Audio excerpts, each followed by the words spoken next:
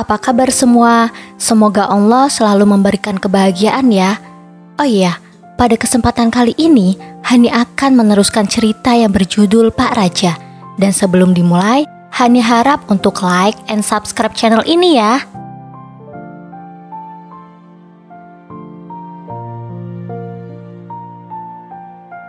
Ponsel Raja terus berdering selagi dia menyetir mobil. Raja memasang wireless earbuds di telinganya untuk mengangkat telepon dari Naimah. Telepon keempat setelah telepon sebelumnya dia abaikan. "Kenapa nak?" tanya Raja.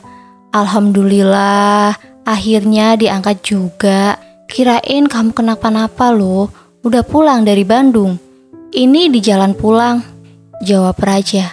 Setelahnya hening. Naimah menunggu. Hanya itu. Padahal dia berharap Raja mengucapkan sesuatu, semisal penjelasan kenapa dia baru mengangkat telepon. Tapi Raja tidak mengatakan apapun. "Aku ada salah ya?" tanya Naimah. Raja menafas pelan. "Enggak kok." Naimah semakin bingung. Sikap Raja aneh. Atau ini hanya perasaannya? "Kamu baik-baik aja kan?" tanya Naimah lagi. Baik, jawab Raja.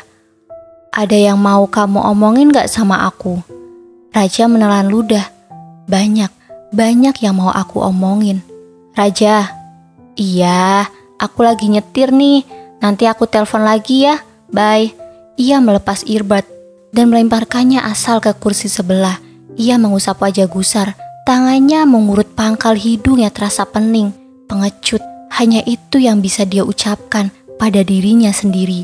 Dia terlalu takut menyakiti Naimah. Perempuan manis yang dikenalnya 10 tahun lalu. Hampir tidak ada celah pada Naimah. Dia dokter muda, cantik, pintar, lembut dan keibuan. Semua tipe perempuan yang jadi idaman Raja melekat jadi satu pada diri Naimah Azizah. Setahun yang lalu, Raja memberinya sebuah cincin yang dia beli dan pilih sendiri. Cincin yang terlihat semakin cantik di jari lentik Naimah. Cincin yang jadi pertanda kalau Raja ingin hubungan mereka lebih serius. Dalam mimpi pun, Raja tidak pernah berpikir untuk meninggalkan perempuan itu. Dia menyayangi Naimah, seperti juga Naimah menyayanginya. Tapi sekarang, Raja tak punya pilihan. Dia harus melakukannya. Semakin cepat dia menyakiti Naimah, mungkin semakin cepat juga Naimah akan pulih, lalu melanjutkan hidup dan melupakan Raja. "Maafin aku, nak." Lili menatap laut lepas dari dinding kaca di dalam kabin. Dia naik gondola sendirian. Laut di Ancol memang tidak biru, tapi dari ketinggian, permukaan air di bawah sana tampak berkilau ditempa sinar matahari sore, dan Lili menikmatinya. Acara kabur tidak jelas membawanya sampai ke sini. Lili bangga, ternyata dia tidak semanja itu. Bermodal ponsel dan aplikasi Grab saja dia sudah bisa jalan-jalan sendiri. Sementara lagi dia harus turun dari gondola karena sudah habis satu putaran. Padahal Lili masih ingin berada di atas sini, tapi perutnya juga lapar. Belum lagi dia harus minum obat. Lili melangkah gontai, menyusuri tepi pantai.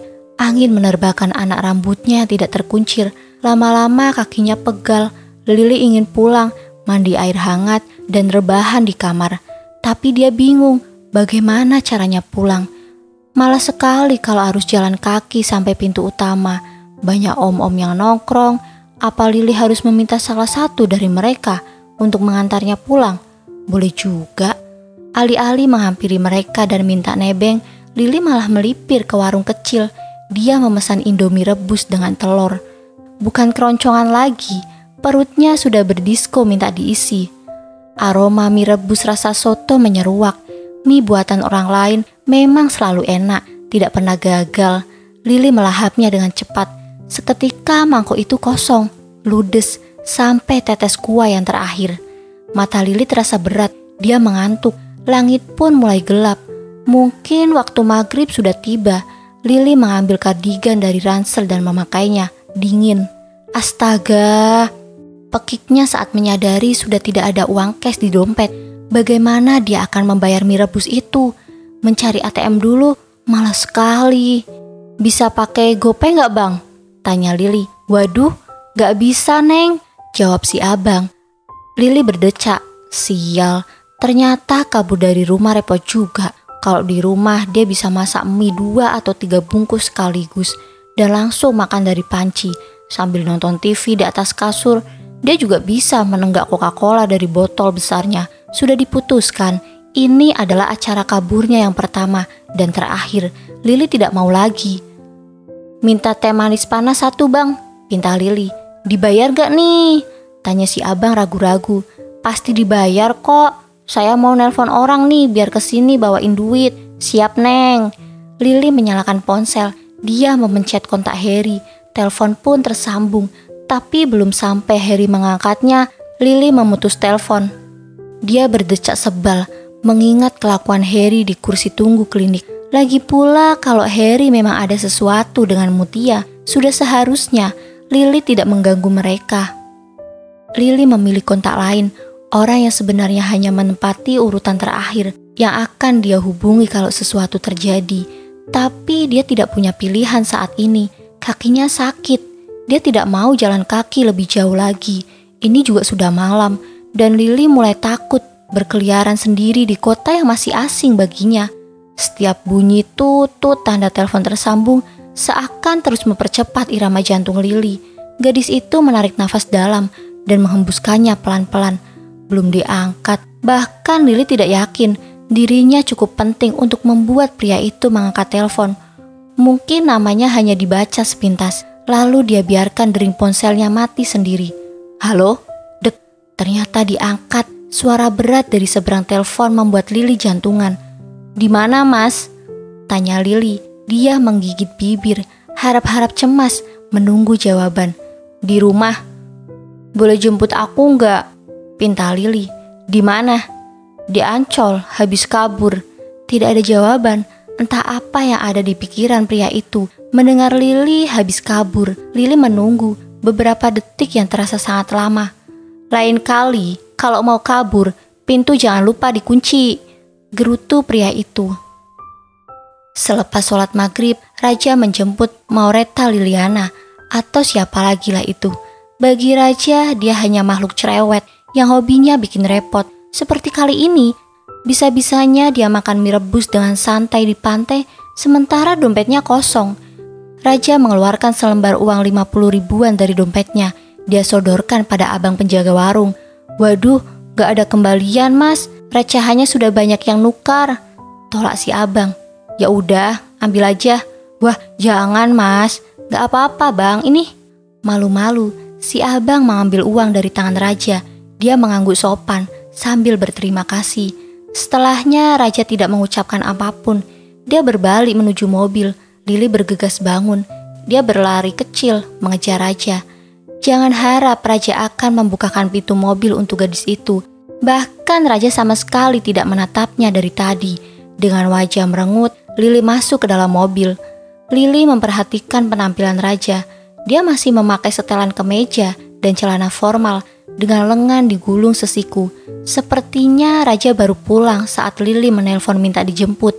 Raja fokus menyetir. Sesekali di tengah kemacetan, dia memijat kening atau jarinya mengetuk-ketuk setir. Mas Raja, panggil Lili memecah keheningan. Jawab Raja tanpa menoleh. Pandangannya lurus ke depan. Aku lupa, kemarin pas hari Selasa gak kasih tahu anak-anak kalau kelasnya dipindah ke hari Sabtu. Ingatnya di kelas udah jam 1:30. Terus mereka marah-marah deh sama aku. Gini katanya. Lili membenarkan posisi duduk, bersiap menirukan ucapan Maudi. Lo tahu gak berapa jam gue nunggu di kampus? Hilih, cibir Lili. Ngeselin deh, namanya juga lupa. Terus aku nangis, soalnya lagi push. Mobil Raja berbelok ke arah yang berlawanan dari rumah. Loh, kok kesini mas? Tanya Lili. Raja tidak menjawab, dia hanya melirik Lili sekilas, menyebalkan. Tapi akhirnya Lili tahu mereka menuju kemana. Karena 2 hari yang lalu, Lili pergi ke sini bersama Harry dan Mutia, sebuah klinik dokter 24 jam. Raja memarkirkan mobilnya di sana. Tunggu di sini, jangan kemana-mana, saya ada urusan sebentar, ucap Raja. Dia melepas sabuk pengaman dan meninggalkan Lili sendiri di dalam mobil. Emangnya gue gak tahu lu mau ngapain, Mas? Raja membuka perlahan pintu ruang pemeriksaan. Naima berdiri membelakanginya. Sebentar ya, ucap Naima yang mendengar pintu dibuka.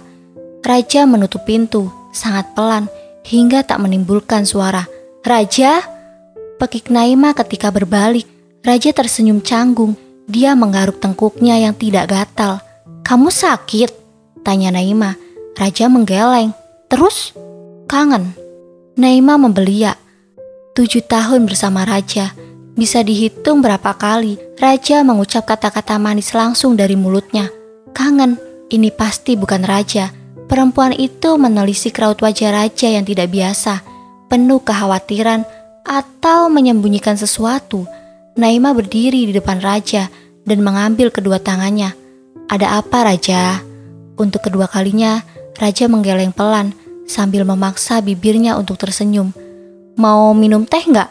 Mumpung lagi sepi, tawar Naima. Raja mengangguk.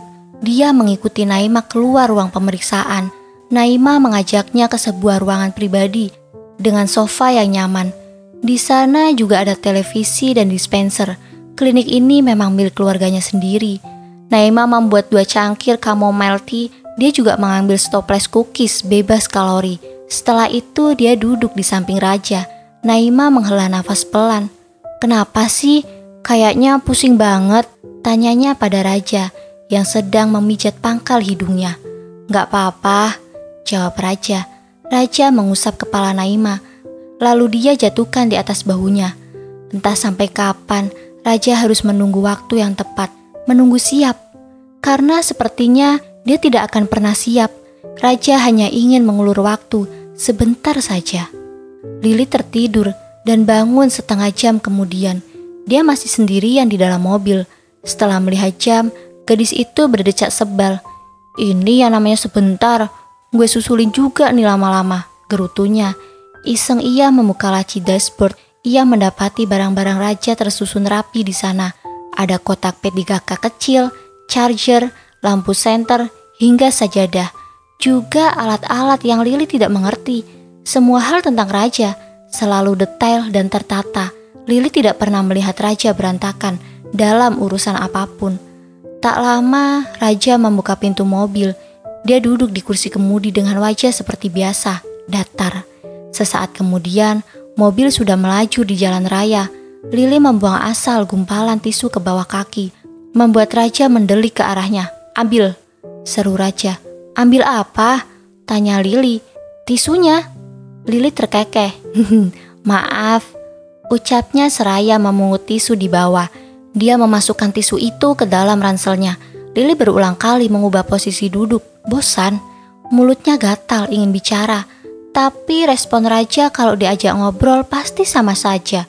Tidak akan jauh dari dan oh. Selebihnya Raja hanya bisa memerintah. Untung ganteng.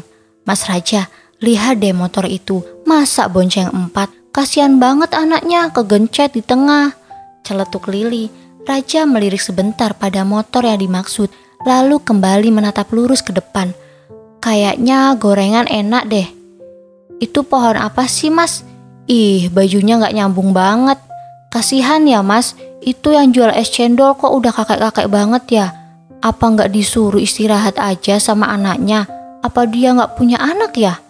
Kalau aku punya mobil, pengen yang warnanya kuning kayak itu tuh, Mas. Lucu kan? Udah lama deh gak makan KFC. Mas Raja, bisa diem gak? Sela Raja, kepalanya pening mendengar ocehan beruntun Lili. Semua yang diucapkan gadis itu sama sekali tidak ada yang penting buat Raja. Lili memajukan bibir. Gak bisa. Mas Raja suka nonton film India gak? Aku suka nonton loh sama ibu kalau di rumah. Kalau di film India itu biasanya nama cowoknya Rohan, Rahul, atau Raj. Itu aja terus. Mas Raja cocok deh kalau namanya Raj doang. Ada artis India yang Mas Raja tahu nggak? Ada? Lili menatap Raja dengan mata berbinar. Akhirnya ocehannya ada yang dijawab. Siapa, Mas, siapa? Tanyanya antusias. Jarjit Singh, jawab Raja asal. Setelah melongo sekian detik, Lili tergelak sambil memegangi perutnya. Ih, ngelawak Mas Raja. Tanyanya sebelum lanjut tertawa. Sementara Raja tetap pada mode datarnya. Dia tidak bermaksud melucu. Lagi pula sejak kapan dia bisa membuat orang tertawa? Sejauh ini hanya Lily yang terbahak karena ucapannya. "Mas Raja, aku pengen es krim mochi," pinta Lily. "Apaan?" "Es krim tapi luarnya mochi, enak deh. Ayo mas beliin." "Beli di mana?" "Di minimarket ada kok." Raja menepikan mobilnya di minimarket yang terletak sebelum gerbang perumahan. Setelah memarkir mobil, Raja meluruskan punggungnya dan bersandar pada kursi. Dia menatap Lily heran karena gadis itu diam saja. Lily menyodorkan tangan. "Uangnya mas?" "Aku kan gak ada uang, masa beli es krim satu doang pakai kartu?" Raja berdecak, tapi dia merogoh dompetnya dari saku dan mengambil selembar 50.000 untuk Lily. Lily menerimanya dengan girang dan lalu turun dari mobil. Lily mendorong pintu minimarket, dia langsung menuju freezer. Mata bulatnya memindai berbagai jenis es krim hingga Lily menemukan apa yang dia cari, es krim mochi yang hanya tersisa 3 bungkus. Lily mengambil satu, tapi sebelum melangkah ke kasir, dia berubah pikiran. Lily mengambil satu es krim lagi untuk diberikan pada Raja. Suka atau tidak, pokoknya Raja harus memakannya. "Ini kembaliannya. Ini es krim buat Mas Raja." Raja mengernyit. "Saya gak suka makanan manis," ucapnya. "Masa sih? Tapi ini enak loh, yakin gak mau?" Kuda Lily sambil menaik turunkan alis. Ragu-ragu, Raja mengambil es krim dari tangan Lily. Bentuknya aneh, tidak seperti es krim yang sering dia lihat. "Ini makannya gimana?" tanya Raja. "Nih lihat aku," seru Lily. Menurut Raja pun memperhatikan gadis itu menyobek plastik es krim. Lalu Lily mendorong es krimnya sedikit keluar dari ujung plastik. Dia pun menggigit ujung es krim yang menyembul. "Gitu doang? Aku sih biasanya keluarin aja, pegang pakai tangan. Tapi Mas Raja pasti gak mau kotor kan? Makanya pakai plastiknya," terang Lily. Lily terkekeh geli melihat Raja mengikuti semua instruksinya dengan wajah malas. Tapi anehnya dia mau. "Gimana?" tanya Lily setelah Raja melahap suapan pertama. "Lumayan," jawab Raja. Raja tidak menunggu es krimnya habis untuk kembali melajukan mobil. Dia menyetir sambil sesekali menyuap es krim ke mulutnya. Repot, tapi enak. "Mas Raja," panggil Lily. Aku pernah ke klinik yang tadi, 2 hari yang lalu, diantar teman. Aku sakit dari hari Jumat sih sebenarnya. Katanya infeksi pencernaan," terang Lily yang kelepasan menyebut penyakitnya. Lily jadi GR, takut Raja mengomelinya karena makan mie dan es krim saat perutnya tidak sehat. Tapi itu hanya hayalannya, karena Raja tidak mengatakan apapun. Raja tidak mungkin mendadak jadi perhatian dan protektif seperti bayangan Lily. "Dokternya cantik, baik lagi," lanjut Lily. "Namanya Naima Azizah." "Pacarnya Mas Raja ya?" Raja yang baru saja menyuap es krim kini terbatuk-batuk mendengar pertanyaan Lily. Lily pun tersenyum tipis. Jam sudah menunjukkan pukul 6:15. Tapi kasur Lily seakan mendekapnya erat sambil merengek tidak mau ditinggal. Senyaman itu rebahan di Sabtu pagi. Seharusnya Lily bisa bergelung dalam selimut lebih lama lagi. Tapi karena ada kelas pengganti menyebalkan jam 7 nanti, Lily terpaksa bangun. Dia buru-buru mandi tanpa keramas. Tapi mandi cepat menurut Lily nyatanya menghabiskan setengah jam. Lily mengacak separuh lemarinya untuk memilih baju. Pilihannya jatuh pada celana kulot putih dan blus warna dusty pink berpotongan pendek. Jam 7:05 dia sampai di kampus. Sambil berjalan menuju kelas, Lily mengecek ponsel. Pesannya di grup yang berisi minta disiapkan bangku tidak dibalas oleh teman-temannya, hanya dibaca oleh Keira. "Udah sembuh?" tanya Harry sambil mengacak pelan rambut Lily, membuat hati Lily berdesir hangat di pagi yang membosankan ini. Harry tidak menunggu jawaban Lily, dia melenggang ke dalam kelas lebih dulu. Lalu Harry menempati deretan bangku paling belakang. Bersama Andra dan Keira, Lily memilih bangku depan. Dia duduk di antara Zizi dan Mutia. Ternyata walaupun tidak membalas pesannya, mereka sudah menyiapkan bangku untuk Lily. Kedua gadis itu sibuk dengan ponsel masing-masing. Lily menyimpan tas di atas meja. agak dibanting sebenarnya, hingga kedua temannya mendongak. "Lili!" Zizi memengkik senang. Sudah 3 hari dia tidak melihat wajah Lili. Belum lagi 2 hari ke belakang sangat tidak bersahabat buatnya. Lili menghempaskan tubuhnya ke sandaran kursi. Barulah Mutia tersenyum dan memeluknya sebentar. "Nih Li, gue sisain buat lu," ucap Mutia sambil menyodorkan sebungkus keripik setan level pedas jahanam. Ia menjadi reseller keripik itu di kampus. "Ah, makasih Mut." Lili menerimanya dengan girang. Air liurnya hampir menetes, membayangkan rasa keripik yang dia pegang. Selesai kelas nanti, Lili akan memakannya langsung. Dari awal masuk kelas, Lili sudah mencium gelagat aneh dari Zizi dan Mutia. Mereka tidak saling mengobrol. Kalau salah satunya bicara pada Lili, yang lainnya sibuk bermain ponsel atau memalingkan wajah ke sembarang arah. Baru saja Lili akan membuka ponsel untuk menanyai Keira apa yang terjadi, tapi Raja masuk ke kelas. Dia menutup pintu dan berdehem pelan. Seperti biasa, seketika kelas hening, Raja membuka kuliah kimia dasar. Lili benar-benar kehilangan fokus. Dibanding rumus-rumus dengan tulisan abstrak Raja di whiteboard, ternyata wajah tampan Raja lebih menarik untuk diperhatikan, meski hanya ada ekspresi datar yang menjengkelkan. Dari luar, sosok Raja tampak seperti permukaan air yang tenang, tapi tidak ada yang tahu seberapa dalam. Itulah yang membuat Lili begitu penasaran. Di balik sikap tegas dan aura seram Raja, sebenarnya dia dosen yang bisa menjelaskan materi dengan baik. Raja sangat jarang membawa buku saat mengajar. Dia menerangkan apa yang ada dalam kepala. Dia selalu mempelajari ulang materi yang akan disampaikan malam sebelumnya. Raja juga bukan dosen malas, yang hanya duduk di kursi lalu membacakan slide demi slide presentasi tanpa peduli mahasiswanya mengerti atau tidak. Raja lebih suka berdiri, memberi contoh, ilustrasi, atau soal latihan yang membuat mahasiswanya memutar otak. Tanpa sadar, Lili mengikuti gerakan Raja saat dia sesekali membasahi bibir di sela ucapannya. Bahkan ada seperkian detik di mana tatapan mereka bertemu. Lili sadar dia harus berusaha lebih keras untuk mengikuti semua mata kuliah Raja sampai lulus nanti. "Silahkan kalau mau keluar," ucap Raja setelah menutup kelas. Raja tidak langsung pergi. Dia duduk di kursi dosen sambil membalas surel penting dari ketua program studi di laptop. Sedangkan mahasiswanya berhambur keluar kelas. Mereka ingin mencari sarapan atau melanjutkan tidur karena praktikum baru dimulai jam 1 siang nanti. "Gue balik ke kosan ya Li, pengen tidur," pamit Mutia sebelum keluar kelas. Lili baru sadar mata gadis itu sembab. Setelahnya Zizi juga pamit pulang ke kosan. Lili semakin yakin ada yang tidak beres di antara dua anak itu. Tapi dia enggan bertanya, bingung juga harus mulai dari mana setelah 3 hari tidak masuk kuliah. "Mau ikut nyari sarapan gak Li?" ajak Keira. Andra dan Harry juga berdiri di belakangnya. Lili menggeleng pelan. "Gue mau ke perpus." Andra memegang dahi Lili. "Sakit apa lu Li? Tiba-tiba mau ke perpus?"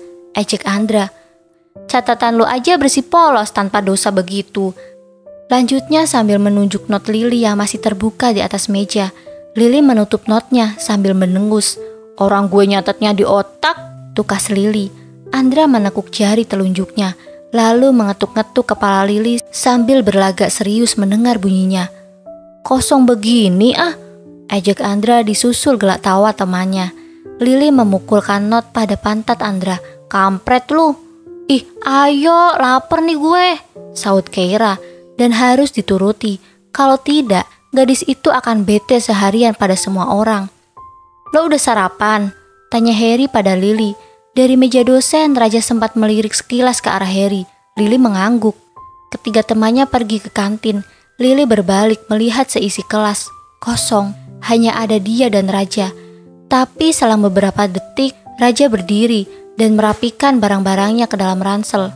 Raja menyampirkan ransel pada satu pundaknya. Dia berjalan ke arah pintu.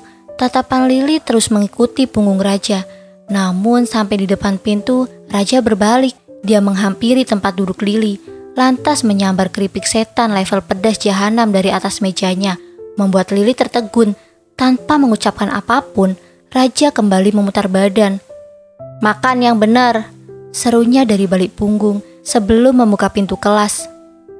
Detik berikutnya, Lili benar-benar sendiri di dalam ruang kelas yang luas memanjang. Lili bisa mendengar detak jantungnya sendiri. Hebat, hanya dengan 3 kata, Raja berhasil membuatnya meleleh. Rasanya tubuh Lili ingin meluruh ke lantai. Di kelas praktikum kimia, Lili berpasangan dengan Andra. Tidak buruk sebenarnya. Toh Andra tidak bodoh-bodoh amat. Dia hanya sering malas-malasan aja. Lili akan lebih terganggu kalau berpasangan dengan orang sok pintar dan tukang ngatur. Maudi misalnya. Tapi untungnya Maudi berpasangan dengan Harry. Sambil menulis laporan praktikum, Lili terus menanyai Andra tentang Mutia dan Zizi. Gak tahu bener atau enggak nih, tapi menurut gue mereka begitu gara-gara si Harry. Andra memelankan suara, khawatir terdengar Raja. Lili mengernyit heran, kok bisa? Emangnya Harry kenapa? Lo gak tahu sih, waktu hari pertama lo gak masuk, Harry sama Mutia lengket banget, duduk sebelahan terus, gitulah pokoknya. Terus masalahnya sama Zizi apa? Besoknya si Bengek gak enak badan. Terus Harry perhatian banget, minjemin jaket, beliin minum. Nah dari situ, menurut gue si Mutia jadi aneh, diem-diem baik. Terang Andra. Lili berdecak, hanya itu. Dia kira masalahnya sebesar apa hingga Mutia dan Zizi saling diam. Seusai praktikum, Mutia dan Zizi langsung pulang. Begitupun Keira yang pulang bersama Andra. Sedangkan Lili menunggu Harry di depan toilet laki-laki. Lili sudah putuskan akan mengajak Harry bicara. Sangat konyol kalau pertemanan dia, Mutia, dan Zizi yang baru berumur 3 minggu jadi berantakan cuma gara-gara Harry. Gue mau ngomong, todor Lili dengan wajah galak. Harry menaikkan satu alisnya. Ngomonglah.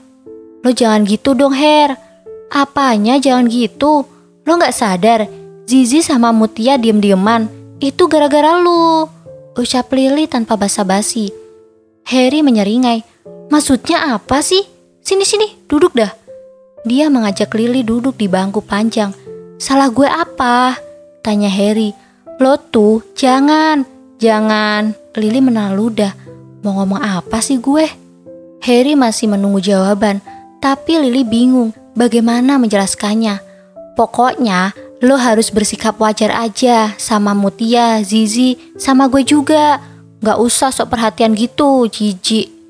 Harry mengernyit heran, lalu tertawa, membuat Lili berdecak sebal. Lo ngerti gak sih maksud gue? Tunggu, ucap Harry yang masih berusaha meredakan tawa. Li, emang yang gue lakuin salah ya? Kalau gue mencoba baik sama lu, Mutia, Zizi, atau siapapun, itu karena kalian teman gue, bukan gue mau sok perhatian. Lagian apa salahnya sih? Soalnya lo itu, Lili hampir saja mengatakan lo itu ganteng, baik, tajir, pintar. Cewek mana coba yang gak baper? Tapi gengsi, itu sama saja dia mengaku sempat terbawa perasaan karena perlakuan Harry. Soalnya apa? Ya kalau mereka menganggapnya lebih, itu salah mereka lah. Kenapa gak bisa biasa aja? Kayak lo gini kan enak. Ya udahlah terserah lo. Tapi kalau bisa lo ngomong apa kek sama mereka. Kan gak enak kalau diem-dieman begini. Pesan Lili. Ya udah nanti gue coba. Lili menghempaskan tubuhnya ke atas kasur. Lelah.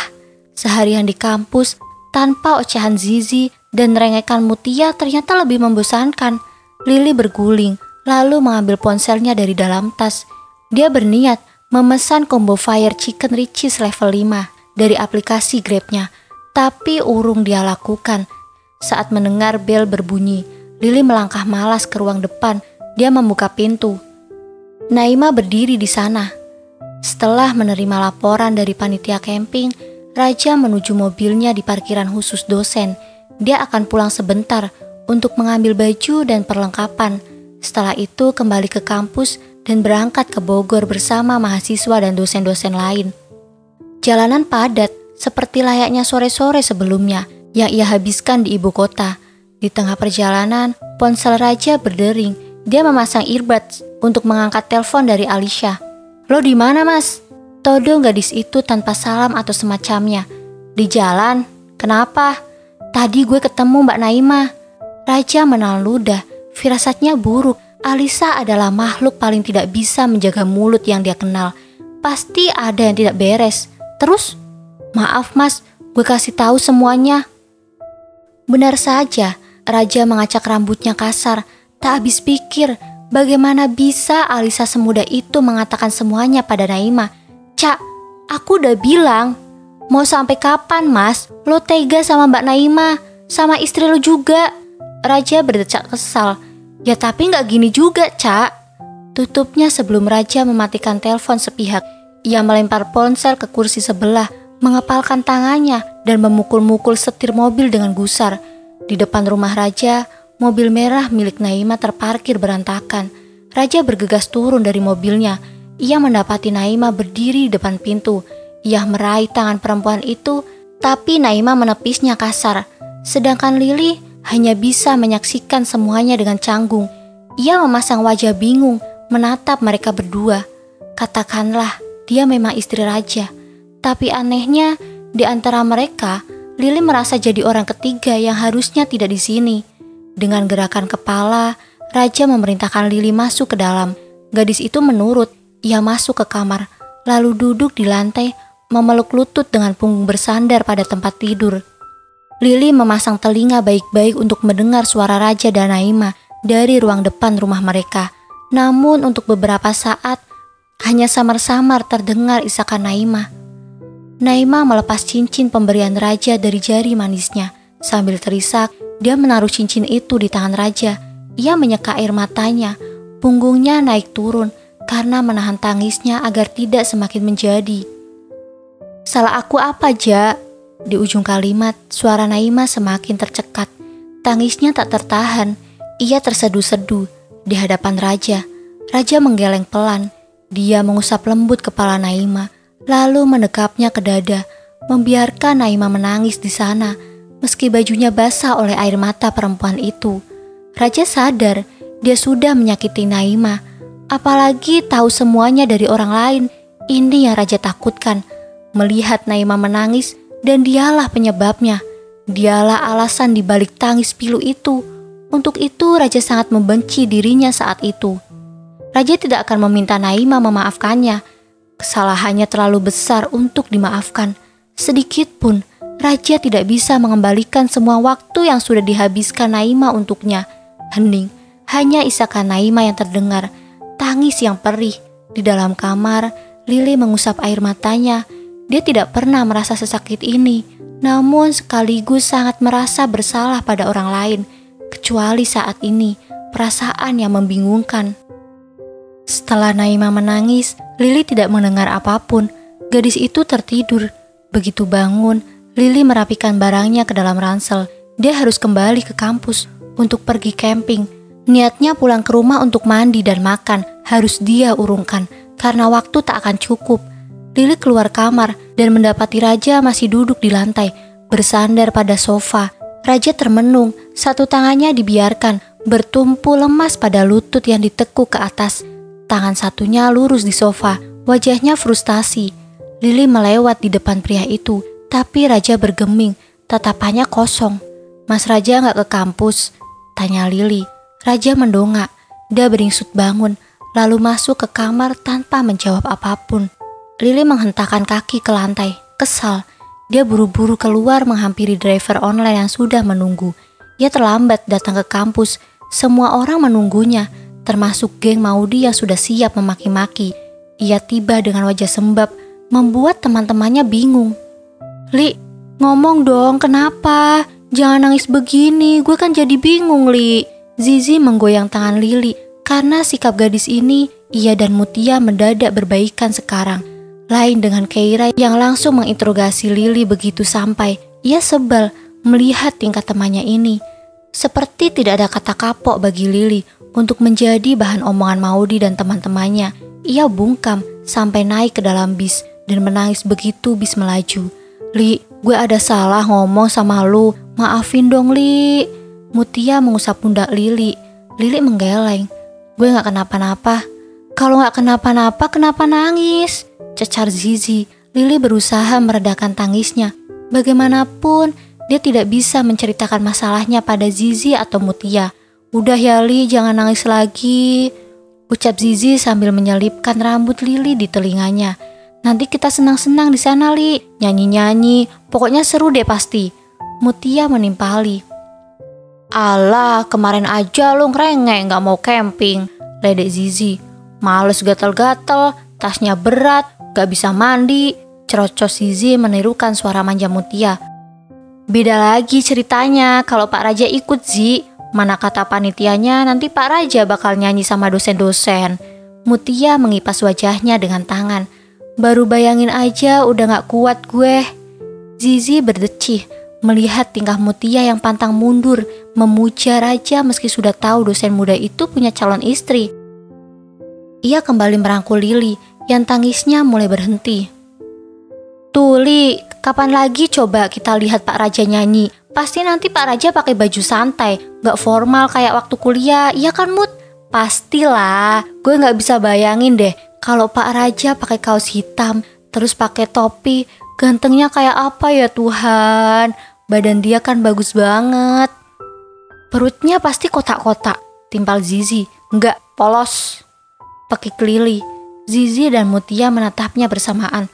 "Sok tahu lu Li, cowok kayak Pak Raja gue yakin sering olahraga," sungut Zizi. Lili mengedikan bahu. "Lagian seganteng apa sih Pak Raja? Sampai kalian demen banget, udah tua juga." Mutia mencubit lengan Lili, tidak terima Pak Raja kesayangannya dibilang tua. "Pak Raja sama sekali gak ada tampang tuanya Li. Cowok seangkatan kita aja kalah semua gantengnya sama dia. Apalagi kalau udah nyium wanginya, aduh," cerocos Mutia sambil menggeleng kepala dan menutup mata saat mengucap kata aduh. "Kalau Pak Raja lagi nulis di papan, gue suka bayangin meluk punggungnya dari belakang. Punggungnya itu loh, sandarable banget," celetuk Zizi. Setelahnya Zizi dan Mutia menjadi gemas. Mereka kompak, jadi tidak waras kalau sudah membahas Raja. Lili mengurut kening, hawa sekitarnya mendadak panas. Jam 7 malam mereka sampai di area camping. Lili harus merapatkan jaketnya, begitu hawa dingin menyergap. Tempat ini terletak di kaki Gunung Salak. Semua tersedia, tenda, aula semi outdoor, sampai deretan kamar mandi berdinding bambu yang terpisah untuk laki-laki dan perempuan. Lili satu tenda dengan Zizi, Mutia, dan Keira. Tenda paling rusuh di antara yang lain karena Zizi dan Mutia selalu meributkan semua hal. Keira yang bertugas mengomeli mereka yang tidak bisa diam, tapi kurang lengkap karena hari ini Lili tidak banyak bicara. Api unggun sudah dinyalakan. Setiap kelas akan menyumbang penampilan, begitupun dosen dan panitia. Lili, Zizi, dan Mutia duduk di antara teman-teman mereka, sedangkan Heri dan Andra masih sibuk berlatih. "Harusnya lu yang nyanyi Li, gara-gara lu gak masuk waktu itu jadinya si Maudi tuh yang mau nyanyi," gerutu Zizi. Mutia mengangguk setuju. "Iya Li, males banget gue nonton si Maudi." "Berisik amat sih lu berdua," semprot Keira yang sedang fokus menikmati penampilan kelas sebelah terganggu. "Kenapa sih Kei? PMS lu? Gue sih cuma mau nonton Mas Raja kesayangan," sahut Mutia. "Tahu nih si Keira, ngomel mulu," sahut Zizi. "Tapi Mut, gue dari tadi gak lihat Pak Raja loh." "Tunggu aja Zi, nanti juga ada pas penampilan dosen." Penampilan lagu cinta dan rahasia dari Andra dan Maudi sudah dimulai. Standar, tidak begitu menarik. Atau karena Lili dan ketiga temannya sudah terlanjur membenci Maudi, sehingga apapun yang dilakukan gadis itu sama sekali tidak menarik. Mereka bertepuk tangan malas begitu Andra selesai memetik gitar. Hingga saat yang paling ditunggu semua mahasiswi pun tiba, penampilan dosen. Semua dosen maju ke depan. Sayangnya tak ada Raja di sana. "Selamat malam semuanya," sapa Lina. "Malam Bu," jawab mereka serempak. "Pak Raja mana Bu?" celetuk seorang mahasiswi tingkat 2. Suaranya memancing keributan mahasiswi lain yang juga menunggu Raja. "Karena Pak Raja gak ada," Lina belum sempat menyelesaikan kalimatnya yang terhenti karena mahasiswi semakin ramai. Mereka kesal tidak jadi melihat Raja malam ini. "Karena tadinya Pak Raja yang mau mengiringi kita menyanyi dan beliau gak bisa datang," sambung Lina.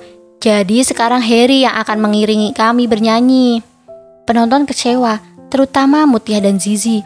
"Anjir, gue udah nunggu selama ini buat Pak Raja doang loh," keluh Mutia sembari mencabut rumput dan melemparnya asal. Dosen-dosen mulai bernyanyi lagu dengan judul Kemesraan yang dipilih oleh Prof. Haryo, ketua prodi yang 3 tahun lagi pensiun. Selesai acara api unggun, semua mahasiswa kembali ke tenda masing-masing. Sudah tengah malam dan Lili tak bisa tidur. Sedangkan Zizi, Mutia dan Keira sudah terlelap setelah menghabiskan camilan yang dibawa Lili sambil mengobrolkan banyak hal. Salah satunya tentang Maudi. Menurut 3 gadis itu, Maudi membenci Lili karena sebenarnya dia menyukai Harry. Lili mengambil jaket, dipakai rangkap dengan kardigan rajut. Udara di luar sangat dingin. Gadis itu berjalan keluar tenda. Lili melangkah santai, tak tentu arah. Dia melihat papan petunjuk jalan, flying fox, masjid, kebun stroberi, danau. Ia berjalan ke arah danau, mengikuti arah yang ditunjuk di papan. Sepi, hanya ada suara jangkrik.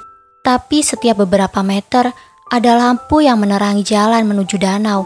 Ia duduk di tepi danau yang hanya terlihat hitam di malam hari, tapi sedikit memantulkan cahaya lampu. Entah kalau siang, sepertinya danau ini akan tampak lebih cantik. Lili mengambil batu kecil dan melemparnya ke tengah danau. Dia memperhatikan gerakan air sampai kembali tenang. Pemandangan yang membuat hatinya sedikit tenang. Lili mengambil satu batu lagi dan bersiap melemparnya. Tapi dia berjengit kaget saat mulutnya dibekap tiba-tiba dari belakang. "Jangan teriak!" seru Raja sambil melepas perlahan bekapan tangannya di mulut Lili. Lili mendengus. Dia memiringkan badan ke arah lain, enggan menatap Raja. Ia hanya memeluk lututnya sambil cemberut. Raja pun duduk di samping Lili, menghadap ke danau. "Bukannya tidur, malah keluyuran," ucap pria itu. Meski saat ini Lili setengah mati membencinya, suara berat Raja tetap berhasil membuat hatinya berdebar. Situasi yang membuatnya bingung harus berbuat apa. Untuk kesekian lama ia hanya diam. "Mas Raja kan punya pacar, cantik, baik, dokter. Kenapa mau nikah sama aku?" tanya Lili dari balik punggungnya. "Kenapa gak pernah bilang kalau Mas Raja punya pacar?" lanjutnya. "Kenapa gak jujur juga sama dia?" Raja menghela nafas. Punggungnya mundur sedikit, lantas telapak tangannya bertumpu pada tanah. "Mas Raja sayang kan sama dia?" Meski belum satu pun pertanyaannya terjawab, Lili tidak akan menyerah. Kali ini Raja harus menjawabnya. Dia ini apa dan siapa? Namun Raja masih bungkam hingga Lili berbalik untuk menatapnya. "Sayang nggak?" Raja mengangguk. Lili kembali pada posisinya, memunggungi Raja sambil memeluk lutut. Jarinya memainkan rumput. Itulah jawaban Raja. Dia menyayangi Naima, dan memang sudah seharusnya begitu, bukan? Dibandingkan Naima, Lili merasa tak ada lebihnya sama sekali. "Kenapa?" tanya Raja. Lili mengedikkan bahu. Tidak ada percakapan setelahnya untuk waktu yang lama. "Ada nggak sih yang aku punya tapi dia nggak?" tanya Lili memecah keheningan. Ia tidak selemah itu, membiarkan dirinya kalah begitu saja oleh Naima. Tak akan. "Maksudnya?" Raja balik bertanya. "Tahu ah," jawabnya malas. Bodoh juga menanyakan hal seperti itu pada Raja. "Saya nggak pernah belikan dia lipstik," jawab Raja. Lili tersenyum simpul, lalu berbalik. "Lip tint bukan lipstik." "Ya apalah itu," serga Raja. Dia sama sekali tak mengerti perbedaan lip tint, lip tint, lip gloss, lip balm, lip cream, dan segala antek-anteknya. "Mas Raja beli lip tint itu sendiri?" Raja mengangguk lagi. Dia memang manusia paling irit suara. "Kok bisa sih?" tanya Lili sumringah. Wajahnya berubah cerah. "Lagian Mas Raja aneh. Kalau mau dibelikan lagi kenapa harus disita? Dilempar ke tempat sampah segala lagi." "Saya melakukan itu sebagai dosen kamu," jawab Raja. "Terus kenapa dibelikan lagi?" "Ya kalau itu sebagai suami kamu." Tengkurap, telentang, miring kanan, miring kiri, semua posisi sudah dicoba Lili. Tapi gadis itu belum bisa tidur. Biasanya jam 9 malam dia sudah tidak sadar apapun. Lili selalu tidur lebih awal dan bangun lebih siang dari Raja. Sejak ada Lili di rumah, Raja tidak pernah tidur di kamarnya. Dia tidur di kamar kosong, ruang tengah, atau ruang kerja. Sudah jam 11 malam, Raja sibuk berkutat di depan laptop sambil duduk bersila di atas karpet bulu hitam di ruang tengah. Dia berjengit karena televisi menyala sendiri. Saat menengok ke belakang, Raja semakin kaget mendapati gundukan kuning. Ternyata seonggok Liliana ditutupi selimutnya yang mentereng sedang jongkok di pinggir sofa. Hanya wajah Lili yang terlihat. Hehe, Lili terkekeh. Dia berpindah tempat, duduk di samping Raja. Mas Raja lagi ngerjain apa? Soal UTS, jawab Raja sambil mengetik. Mata Lili membulat, dia baru sadar serumah dengan dosen artinya bisa tahu semua soal ujian. Kepalanya melongok ke layar laptop, tapi Raja mendorong wajah Lili. Telapak besar Raja mampu menutupi seluruh muka gadis mungil itu. Ya elah, ngintip sedikit mas. Raja mendelik, dia membenarkan posisi laptop agar Lili tidak bisa mengintipnya. Kalau aku tahu soalnya juga belum tentu bisa ngerjain mas. Ya makanya, jawab Raja singkat. Jangan susah-susah mas soalnya, dosa loh mempersulit orang lain, seru Lili. Bukan soalnya yang susah. Lili mengernyit. Terus apanya? Raja mengangkat wajah dari laptop. Dia menatap Lili dalam. Kamunya yang malas. Jelep. Lili berdeci. Mas Raja mah enak, udah pintar dari lahir. Raja tidak menimpali ucapan Lili. Dia menutup draft soal dan mematikan laptop. Ambil catatan kamu, perintah Raja. Mau ngapain mas? Catatan aku kosong semua loh. Sana ambil. Lili merengut. Enggak ah, males, ambilin.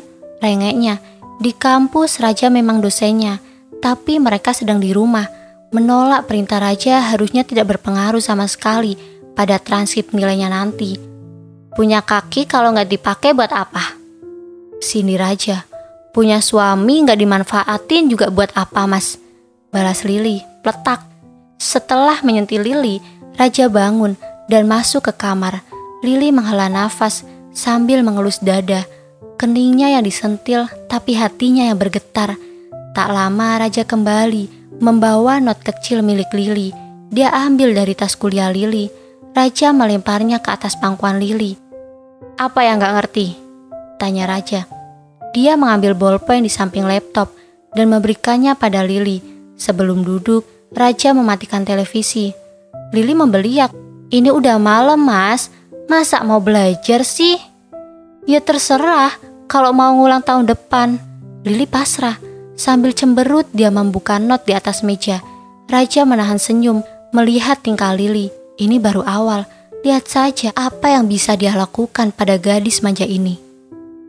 Lili menggeliat, punggungnya pegal. 1 jam sudah dia menerima tambahan kuliah privat dari mas dosennya ini. Gratis pula.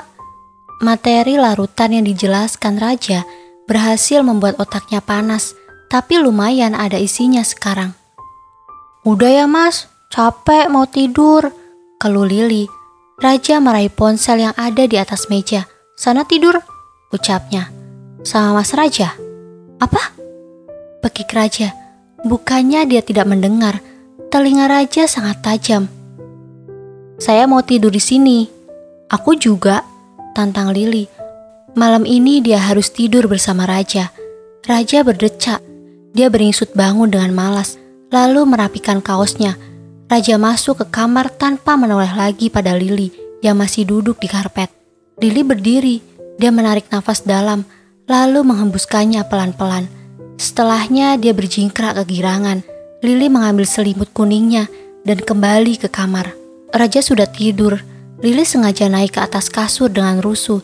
Tapi Raja bergeming, dia tetap pada posisi tidur menyamping, memunggungi Lili. Lili membagi selimutnya dengan Raja.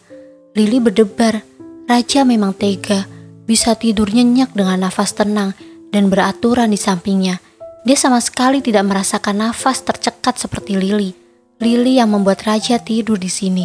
Tapi sekarang dia menyesal karena makin susah tidur. Iseng Lili mengambil ponsel Raja. Dia tahu Raja memasang fingerprint lock dengan telunjuk kanan. Pelan-pelan Lili menyentuhkan jari Raja ke ponselnya. Jantung Lili rasanya ingin melompat keluar. Untungnya Raja tidak bangun. Lili berkeringat dingin sambil menggigit bibir. Dia membuka aplikasi WhatsApp. Banyak pesan yang belum dibaca dari nomor tidak dikenal. Pasti mahasiswa Raja. Selebihnya tidak ada yang mencurigakan. Sebelum Lili melihat bagian paling bawah, arsip. Lili membuka pesan yang diarsipkan. Benar kan? Naimah. Aku mau nunggu, Kak. Ada 5 pesan belum dibaca dengan tanggal hari ini. Lili ingin membukanya, tapi urung. Dia mematikan ponsel Raja dan menaruhnya di atas nakas. Lili menarik selimut untuk dirinya sendiri. Masa bodoh kalau Raja kedinginan. Lili membenamkan wajahnya di bantal, menangis tanpa suara. Bel berdering saat Alisa mendorong pintu kaca di toko bahan kue langganannya. Setelah mengambil keranjang, dia berjalan menyusuri rak-rak. Di keranjang Alisa sudah ada cream cheese, tepung, dan butter, cheesecake. Alisa mendongak pada pemilik suara itu. Suara yang sangat lekat di telinganya, yang terakhir dia dengar beberapa bulan lalu. "Ngapain lu di sini?" ketus Alisa. Harry mengambil keranjang dari tangan Alisa. "Baik, Cak," ucapnya disertai senyum manis. Alisa mendelik sebal. Laki-laki ini tidak pernah berubah, masih sama menyebalkannya. "Udah lama gak ketemu, tanya kabar kek, malah manyun gitu." Kabar? Setelah pergi begitu saja. Sekarang dia tiba-tiba datang dan minta ditanya kabar. Alisa tersenyum getir. "Menurut lu ngapain gue kesini kalau bukan mau ketemu lu, Cak?" Alisa mengalihkan perhatiannya pada rak berisi coklat. Dia memang tidak butuh coklat sama sekali. Tapi kalau Harry sampai melihat wajahnya yang memerah panas, Alisa gengsi. Televisi berbunyi nyaring, tapi Lili tidak menontonnya. Dia sibuk dengan layar ponsel. Lili berbaring di sofa, dengan kaki terangkat ke atas, telinganya disumpel headset. Dia bernyanyi sambil manggut-manggut. Tas dan isinya dibiarkan berserakan di karpet. Gumpalan tisu berterbangan di lantai. Di meja ada mangkok bekas mie rebus dan gelas bekas Milo dingin. Bantal-bantal sofa juga tergeletak. Ditambah novel-novel Lili yang baru sampai, dikirim dari rumah dalam kardus besar. Lili mengeluarkan separuh isi kardusnya tanpa merapikannya lagi. Lili tidak mendengar salam yang diucapkan Raja saat suaminya itu pulang. Raja membeliak. Ruang tengahnya tidak pernah sekacau ini, meski seluruh keluarganya datang berkunjung. Tapi Lili sanggup menghancurkan ruangan ini seorang diri. Raja mengambil remote dan mematikan televisi. "Apa-apaan sih?" Lili menoleh. "Middle DJ Snack," jawabnya berteriak menyebut judul lagu. Raja berjalan mendekat. Dia menarik headset Lili sambil terlepas. "Apaan sih?" pekik Lili. Dia berdiri di depan Raja, memberi tatapan menantang. Meski harus mendongak karena Raja sangat tinggi. "Beresin." "Gak mau," jawab Lili. "Terus saya yang harus beresin?" Lili cemberut, matanya basah. "Mas Raja nyebelin." Setelah Lili masuk ke kamar, terdengar pintu dibanting keras. Raja melempar tubuhnya ke atas sofa. Dia ingin membungkus Lili ke dalam kardus, lalu dipaketkan ke Cianjur. Outfit hitam yang menempel di tubuh Raja tampak kontras dengan suasana rumah sakit yang serba putih. Bau obat-obatan tercium saat Raja melewati apotik. Di lorong, pengunjung pasien hilir mudik karena saat ini adalah jam besuk rumah sakit. Lift berdenting. Raja telah sampai di lantai 3. Dia berjalan menuju kamar rawat inap anyelir nomor 5. Raja membuka pintu. "Lama deh," sungut Alisa. Raja menutup pintu. "Tadi masih ada kelas." Setelah menarik kursi, Raja duduk di samping adik tirinya. "Gimana?" "Tekanan darahnya masih rendah banget," terang Alisa. "Aneh, masa dokter bisa sakit begini sih, Mas?" Raja berdecak. Dia tidak berminat menanggapi pertanyaan konyol Alisa. Naimah terbaring di atas ranjang rumah sakit. Bibir wanita itu hampir seputih kulit wajahnya, sangat pucat. "Lo udah telepon orang tuanya kan?" tanya Alisa. Raja bergeming. Alisa berkaca pinggang. "Pasti belum kan? Kebiasaan banget sih. Apa harus gue yang telepon?" Alisa heran. Kalau sudah menyangkut soal Naimah, kakak tirinya yang tegas dan penuh pendirian ini mendadak lembek. "Lu takut?" Raja mendongak. "Jangan berisik, Cak." "Buset," pekik Alisa. Ditanya apa, jawabnya apa. "Sekarang ambil handphone lu. Telepon orang tuanya Mbak Naimah. Bilang kalau dia sakit. Cepetan, Mas." Raja meringis. Dia tidak menghiraukan Alisa. Hatinya perih melihat Naimah terbaring lemah. Raja tak bisa bohong, dia masih mencintai perempuan ini. Ponsel dalam saku celana Raja bergetar. Raja membuka chat beruntun yang dikirim Lili. Maureta Liliana. Mas Raja, malam ini makan apa? Pulang jam berapa? Aku lapar. Masakin nasi goreng dong mas, pakai bakso kepiting. Mas Raja, hello. Yang digoyang yang.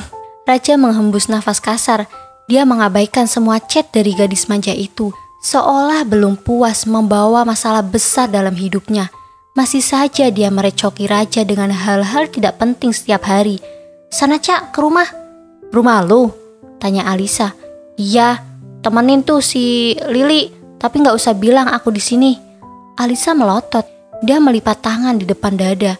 Meski bukan anak kandung Aisyah, tapi kalau sudah galak begini, rupa mereka persis. Terus lu di sini enak-enak? Enak-enak apanya sih, Cak?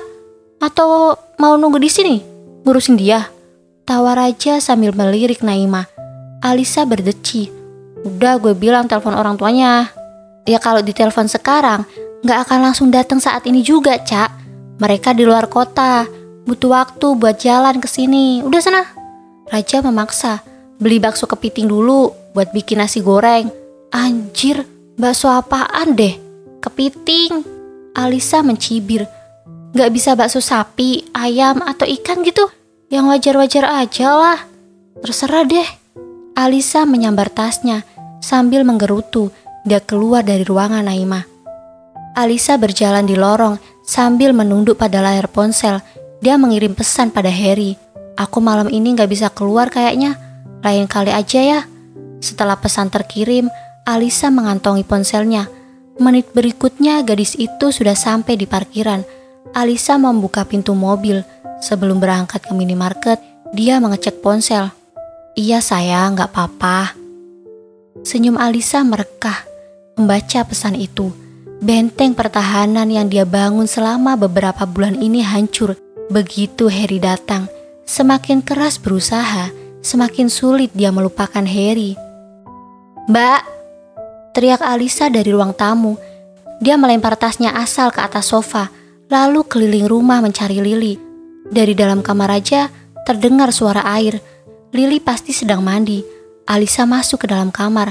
Dia terbahak karena spray kuning bergambar bebek. Mampus lu mas.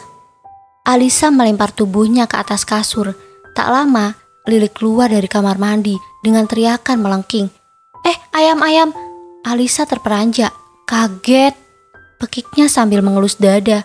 Gue yang kaget, balas Lili. Gue juga kaget. Alisa tak mau kalah. Dia geleng-geleng kepala melihat handuk kuning Lili. Jangan bilang daleman lo juga kuning semua ya mbak? Tanya Alisa. Jangan panggil mbak dong, protes Lili. Berasa tua gue jadinya. Alisa merebahkan tubuhnya lagi. Dia mengambil bantal untuk dipeluk. Gue mau nginep di sini.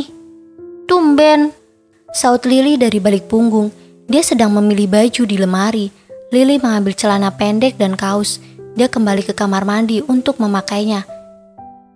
Ini punya lu bukan, Cak? Tanya Lili, tangannya memegang lipstik.